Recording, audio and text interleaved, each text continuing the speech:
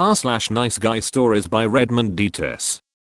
Rejected nice guy, and he sent me a psychoanalysis of me and himself.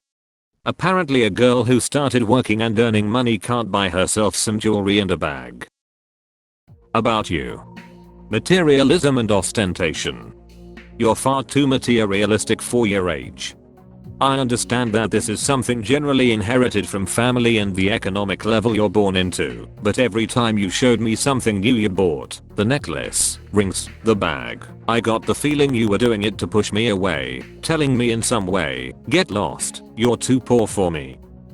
Since ancient times, elites have used luxury to demonstrate power, status, and exclusivity, and I think you've been doing the same to me. It makes no sense to think it was something that would interest me, or that it was convenient to share it with me, since I've already told you more than once that I'll never understand ostentation. So yes, you were doing it to push me away, and I find it absurd, ridiculous, and a sign of weakness. It shows that you're incapable of proving you're better or highlighting your virtues in any way other than with money, and that's not true, because you are a person with many virtues. Therefore, I find it unnecessary. The prince. In any case, I don't consider materialism itself a flaw. It would be a problem when your consumption of luxuries for pleasure became the main objective in your life, turning into hedonism, which is one of a woman's greatest flaws in the eyes of a prince. So far, and the impression you gave me from the beginning, is that you are an intelligent woman who knows how to respect herself, brave, and with clear ideas. If you look for, and find, a rich tall handsome prince, and rich again, it's very likely that when you realize that men are all a mess, you'll get tired of him and leave him.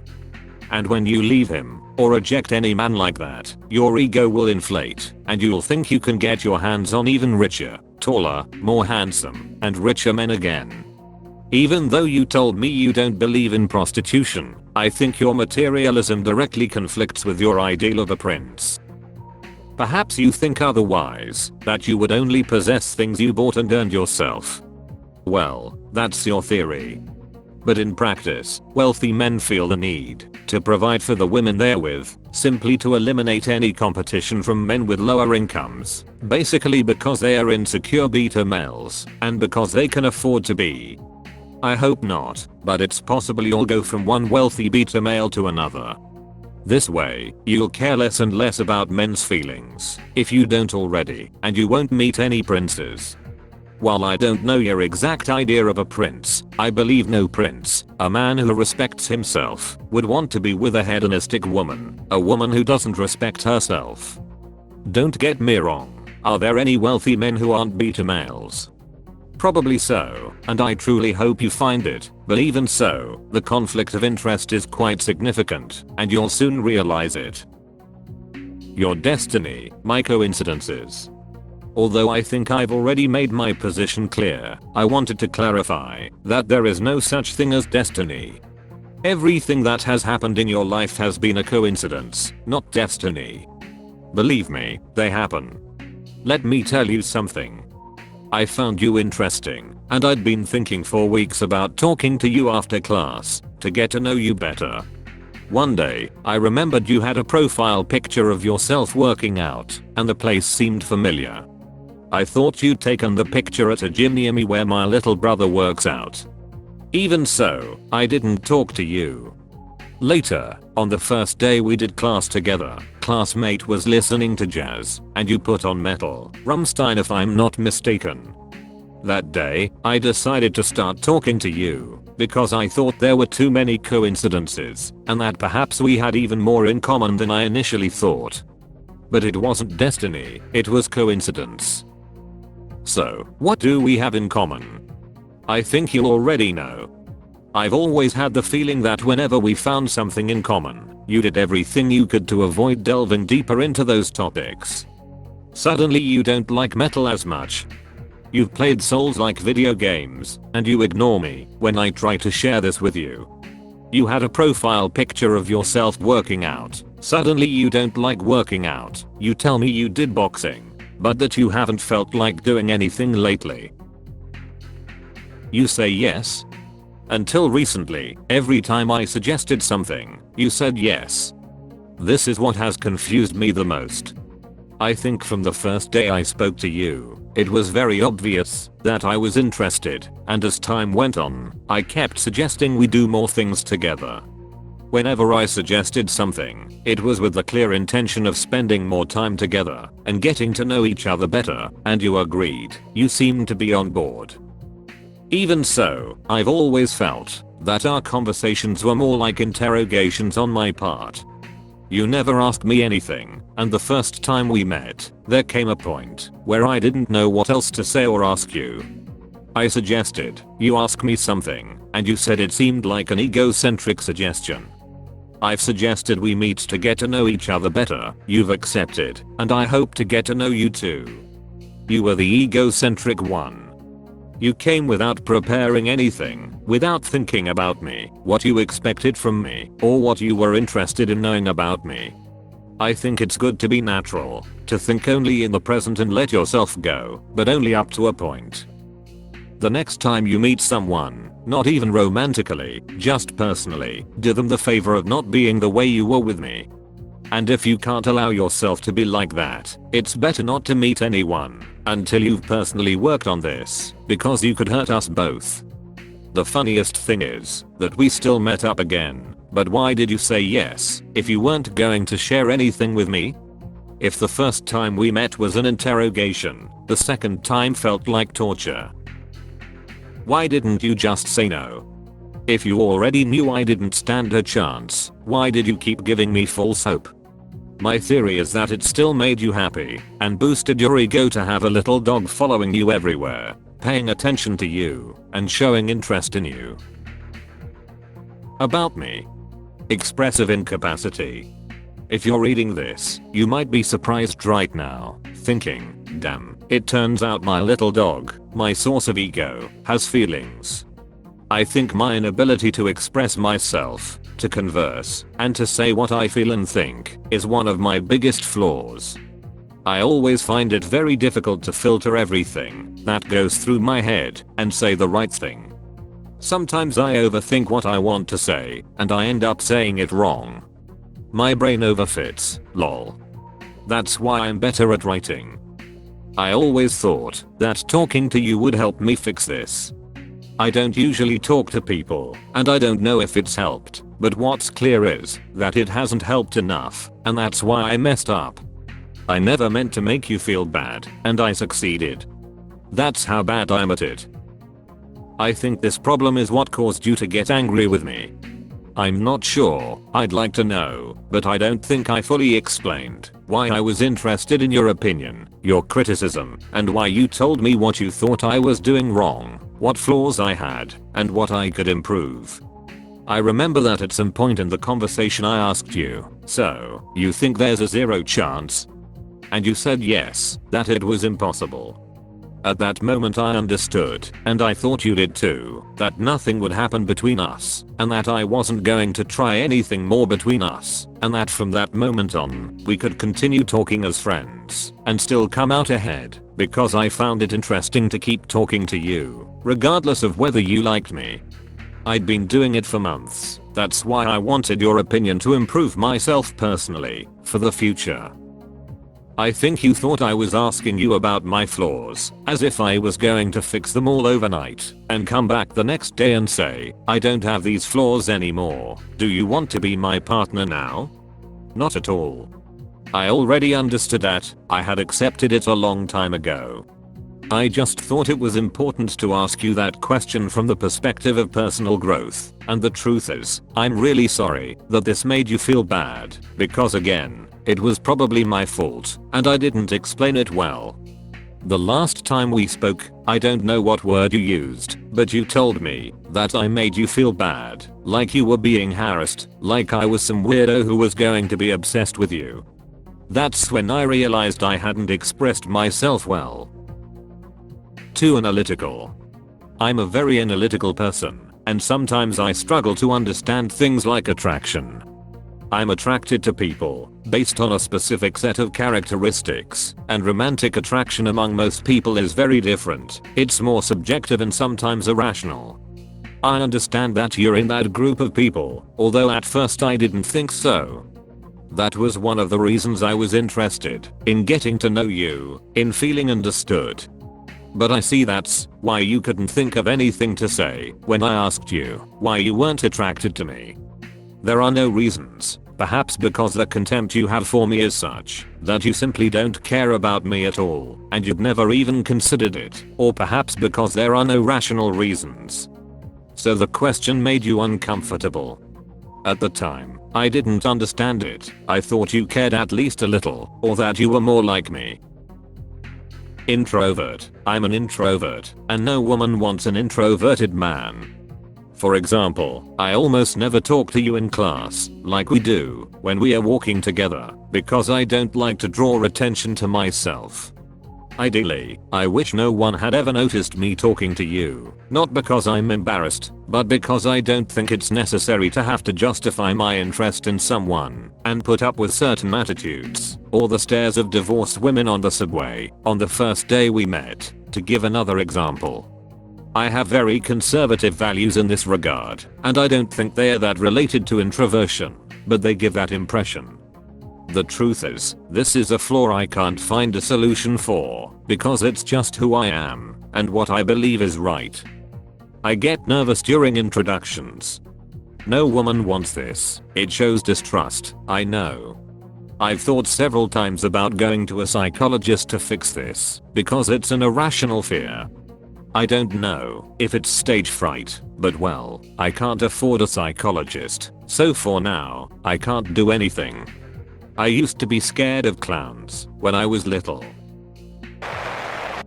Can't get over him calling himself the prince. Not sure he's referring to himself.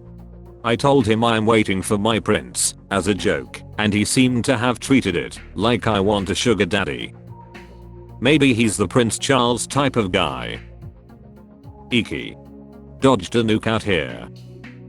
Materialism is genetically inherited. F-king what? Holy balls, this guy's creepy. I really hope I'm wrong, OP. But please be careful, this reads a little obsessive and nutty. Maybe you should inform the school just to be sure. Hey, thanks a lot. It's been a while since he wrote me this. I finished school and cut him out of my life completely. I think he had a bloated ego and just wanted to have the last word. Gladly he didn't try anything drastic. Rejected Nice Guy, Part 2. After I received this message I posted here, I stopped talking to this guy completely. On the last day of classes, he followed me halfway home trying to talk. I flipped him off and yelled insults to draw attention from people on the street, so he would leave me alone. After that he sent me another long ass email. Grab some popcorn. An honor. You made it pretty clear that you don't care about my feelings when you ask me, is this about you? And I said, it's about us, and then you said, I don't give a shit. The second time we met, you told me that you find it hard to empathize with people. I don't know how many people you've told that to, or if you've mentioned it to your family. Let me tell you that after a while, and especially after today, I think you're right, and I recommend you see a psychologist. I think I've said something similar to you before, but I'll repeat it just in case, and I don't mean to offend you at all. I really think it's a problem you should talk to your family about and deal with if you want to be a better person. So don't worry, I know you, I understand you, and I respect you. To feed your ego, I'll talk about you. I hope you find someone in your life who doesn't fail to make you happy, who loves you 10% of what I have loved you. I wish you the best in life, both professionally and personally. I would have liked to continue our friendship, to talk to you from time to time, and to congratulate you and be happy for you with every step forward you take in life, when you get a new job, when you start studying to be a pilot, when you become one. I think it would have been possible. In fact, I think it still is possible, but you would have to try to do your part to detoxify yourself from everything that people who don't know me have said about me, your co-workers, your family. You should ask yourself, ask me, if these things are true, or if they are simply patterns that they think they have detected. I think you're very wrong about me. I want you to know that for me, you would have been unique and irreplaceable in my life. I want you to know that you have been my direction, my inspiration, and my motivation to improve as a person. I want you to know that for me, you are the one. I want you to try to understand, to try to put yourself in my shoes, to imagine that tomorrow you find someone who is the one for you, who is the first and only person you decide to get to know, in order to try to form something more than just a simple friendship of companionship in 2 decades of life. And that after a few months like the ones we have shared, you express your feelings to them, they reject you, then tell you that we can have a platonic friendship, and then tell you that you've pushed my boundaries, and then changed to, I don't believe in friendship between men and women, block you, disrespect you, and tell you, I don't hate you, I'm just not interested, and on the last day we are going to see each other. When you try to say goodbye, they give you the middle finger and ignore you. I want you to think about whether you really think it's pathetic to put yourself in my shoes, that I tried to find an explanation. I don't think you made the decision to stop talking to me. It was made by your co-workers and your family, who, without knowing me at all, have created an image of me in their heads that has absolutely nothing to do with who I really am. It turns my stomach just thinking about what people who have seen me in the hallways of class have decided to think of me and have never exchanged a word with me. They have made you believe in this absurd and distorted image of me, so much so that you haven't even questioned it, you haven't even wanted to check it with me, the reality, you haven't even wanted to talk about it, you haven't had the courage to do so, or they have completely manipulated you. Despite everything, I want you to learn to value the family you have. When your brother was walking with you, I don't know if it was to protect you, to replace me, or to keep you company, but I felt envy and anger. Anger, because you don't have to protect yourself from me, I would have done nothing more than try to talk to you. Envy, because I don't have anyone like that in my life. I haven't talked to anyone about this problem. No one has been there for me, and I've been suffering all this time, crying alone out of anger and helplessness, until yesterday, until tomorrow, and until who knows when. Crying alone, because I don't trust anyone enough to tell them about these problems. I don't have anyone, like you have your brother. With anger, because I think the way you've treated me is unfair. With helplessness, because I still don't know why you hate me so much. Because now you've confirmed it, you hate me irrationally, and I just wanted to say goodbye and wish you well. Why don't you want to know anything more about my life? The truth is, yes, I'm a loser, I'm a ref-king loser, but why a parasite? Why so suddenly? Why can't we end things nicely, like two civilized people? I liked you from the first year. I thought you were an interesting, brave, intelligent, hardworking girl. I thought you were someone who could become my life partner. Before I met you, I didn't find you particularly physically attractive, although that's not something I looked for or look for, but even so, as I've already told you, I think you dressed better before, because you were more authentic, you were more yourself, you were unchanging. And you didn't dress well for status in a job, you were less materialistic, and therefore more intelligent. But as I got to know you, I became convinced that our differences weren't a problem, because our differences weren't that extreme, and they had a certain charm. I became addicted to your way of thinking, to seeing you smile, to hearing you laugh. I remember that in the early days you used to cover your mouth when you laughed, and I thought it made no sense, because your face is 1,000 times more beautiful when you smile. And now, I haven't seen you laugh in a long time, and I haven't known anything about what you think, or what you do for a long time. You don't explain to me why you think what you think about me. I hope that the person you meet in the future falls in love with the same things that I fell in love with in you. If they don't, they just want to screw you, and don't value you at all. Be very clear about that, and do me a favor, don't end up with some loser. I want you to smile and know that I won't bother you again, that I won't show up in your life again unless by chance, and that if that chance does exist, I won't hold any grudges. Before I met you, I didn't feel good about myself. I didn't love myself enough to feel worthy of loving you.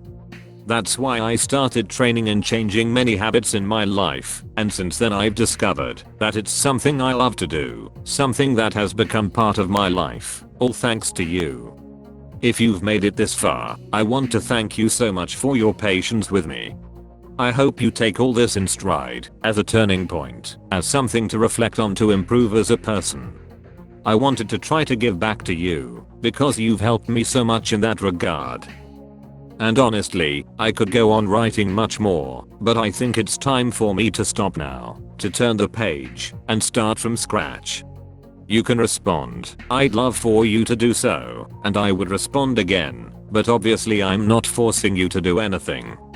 Finally, in case it wasn't clear, I never sought pleasure as the main goal in our relationship, but honor. When I accompanied you with the umbrella, it was for honor, not for pleasure.